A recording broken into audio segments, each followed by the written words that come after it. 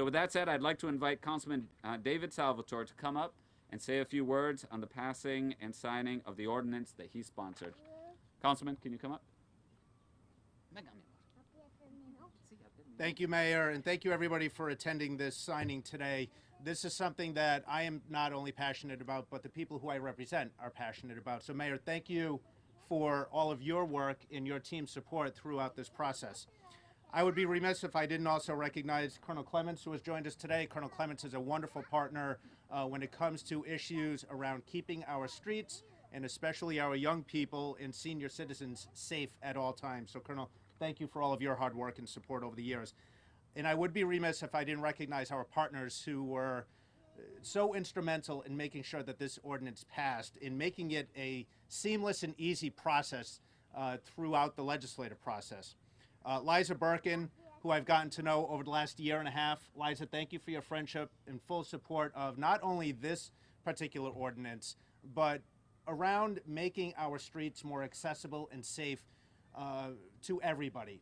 Equity is really important when it comes to moving around our city, and I can't think of a better champion than Liza. So, Liza, thank you.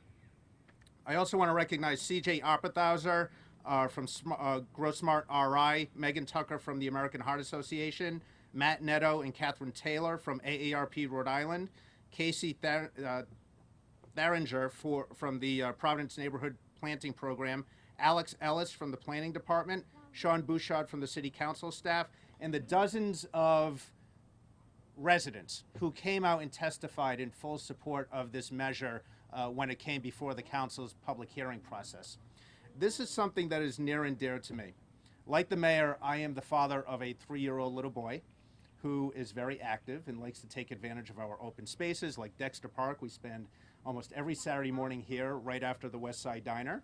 But you know, when I think about equitable streets, I think about disabled residents, people with disabilities, our elderly residents who don't necessarily own a car to move around our city. And when we talk about equity in moving around Providence, we have to do a better job of making our streets more accessible in a way that is fair. So when we are repaving a road, we should be looking at sidewalks as well. That's the holistic approach to addressing infrastructure in Providence that we're aiming to achieve. And I think through the collaboration between the mayor's administration and the city council, in partnership with our constituents, we can really make a difference. And look, the mayor is right. We are about a decade behind versus other cities across America, and especially the Northeast. We've done a lot of research around green and complete streets in other municipalities in the Northeast.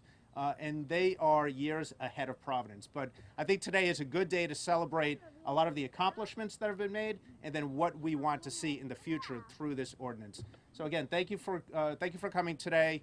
I look forward to the implementation stage of the ordinance, and we'll be working with the mayor's team and community stakeholders on a smooth implementation process. Thank you.